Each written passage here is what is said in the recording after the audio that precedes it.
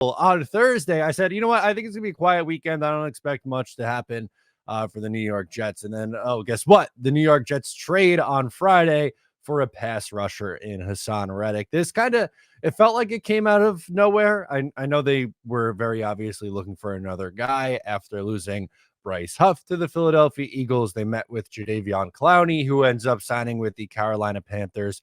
So instead, we see Joe Douglas pivot, and he trades a conditional 2026 third-round pick, can turn into a second-round pick based on some playing times and some performance numbers if he gets over double-digit sacks as well.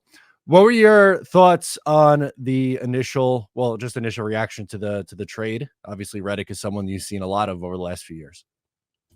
Yeah, initial reaction is the Jets are getting a great pass rusher. Now, you could debate whether or not this was the right strategy, considering that they let Bryce Huff walk, considering, maybe you prefer Jadeveon Clowney in some ways. But I think that Reddick, adding him, you're getting a true pass rusher, somebody who can put up a lot of sacks in a single season.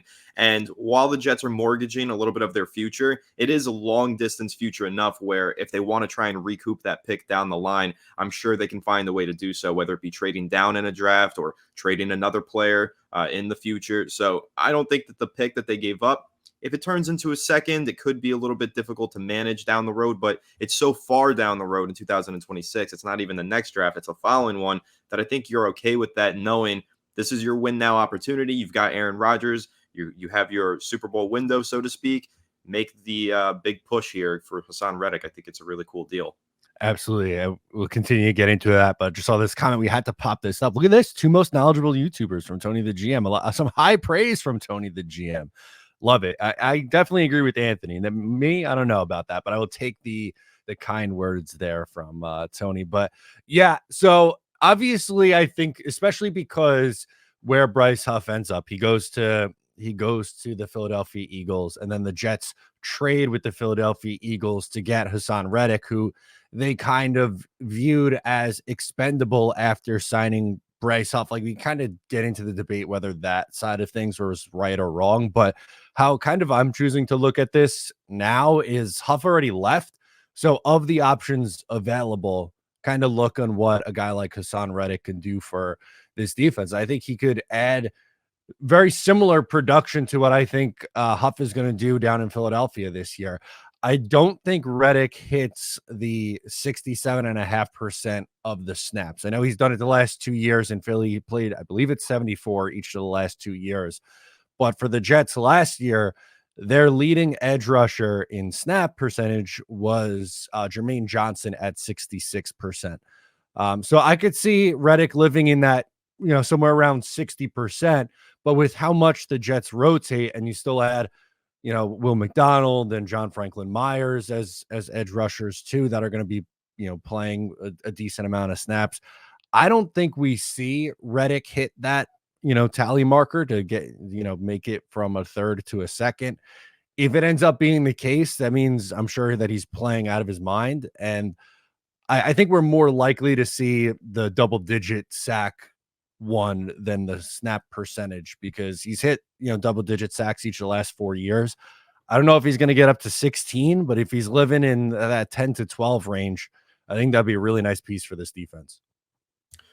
100%. And you kind of mentioned that there's something that I wanted to ask you, the domino effect of this trade. How does this affect Will McDonald? How does it affect John Franklin Myers? What do you think the landscape, or how do you think the landscape's going to change on this pass rushing unit for the Jets? Yeah, so the Will McDonald one is an interesting discussion. I think they kind of viewed him this year, at least, and who knows, maybe down the line, but I don't think they viewed him as close to an every down player yet. I think he's going to be really that third down specialist guy who kind of, on maybe not playing on early downs, first and second downs, but on third downs or maybe second and long situations where it's going to be obvious pass rushing spots, they get him in. He plays somewhere around 40% of snaps. I think that's roughly where we'll see him this year in year two. Then that could kind of go back to the argument of, well, was it a right decision to draft him? And that's maybe a debate for another day, because it would be nice to have a wide receiver instead of that spot. But moral of the story, I think he's going to play a similar role than I guess what I was expecting for him this year. Like I wasn't expecting him to take that jump and be playing, 55% of snaps this year. I didn't think that was something that was realistic for him.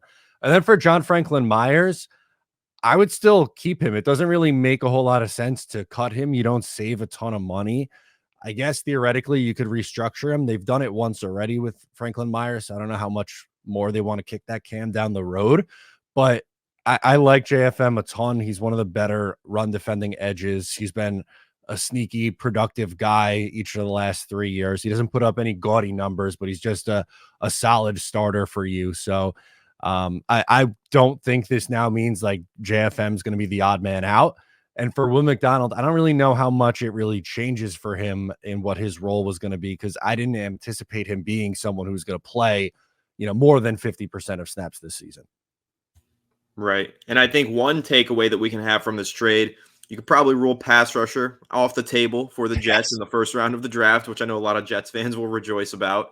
And then you also mentioned John Franklin Myers being a good run defender. So how do you stack this up against maybe the Carolina Panthers making that deal for Jadeveon Clowney? Would you have preferred that the Jets just sign that 2-year, $20 million deal with Clowney if they were able to make that work with the same money? Or do you obviously see the higher upside and pass rushing prowess for this Haason Reddick trade and are happy with the way things shaped out? Yeah, I was a little not critical, but I was kind of like when I saw the Clowney deal come out. I know there's a lot for Clowney, but I thought, you know what, that was a swing that I probably would have done because I thought it would have made sense. But after the Haason Reddick move, I think Reddick is, by far the better player. Over the last 5 years, he's 5th in the league in sacks. Granted, he's 30 years old at this point of his career, but I think he fits more of what you're losing with Bryce Huff. And then that allows essentially JFM and Jermaine Johnson to be your early down edge guys. Maybe you're putting in more obvious running situations where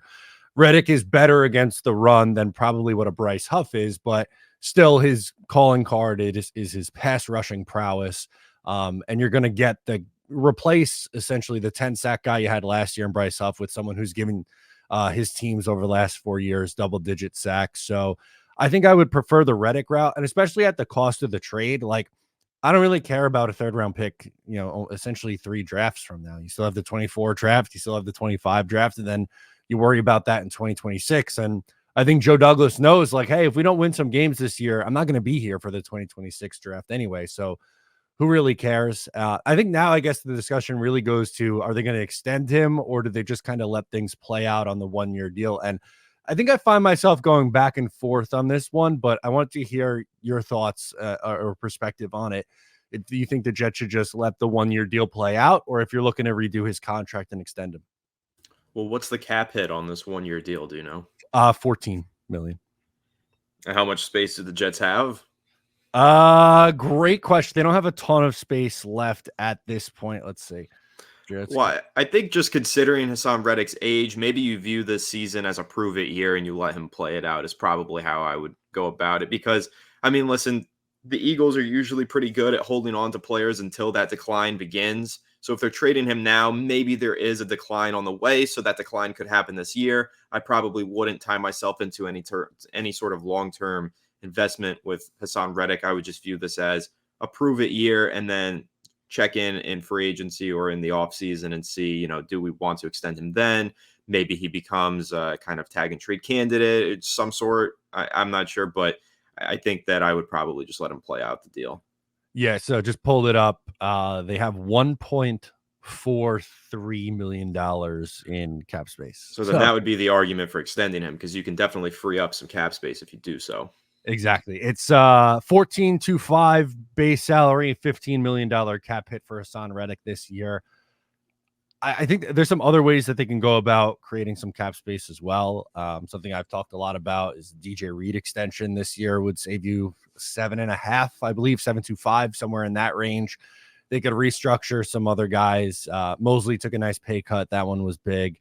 But JFM's another one you could redo.